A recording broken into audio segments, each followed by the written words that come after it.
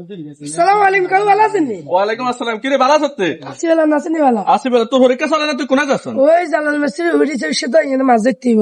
আজ 3 দিন ধরে এত এসে তো এলে মাছ ধরতে যেতে হইব এরা। তো তোর পরীক্ষা? ও হরিকে তো মনে হয় 1 বছর আলাদা দেওয়া যাবে, আর মাছ কি আর ধরতে পারি না, বুঝেন না? পরীক্ষা 1 বছর আলাদা যাবো কেন? হ্যাঁ, মাছ তো আর ধরতে পারতাম না। এটা বুঝি কথা হইলো? তো কি কথা কেন হয়তো মাছ ধরা লাগছে না, পরীক্ষা তো 1 বছর আলাদা দিতে তাহলে পরীক্ষা দেওয়া লাগতো না?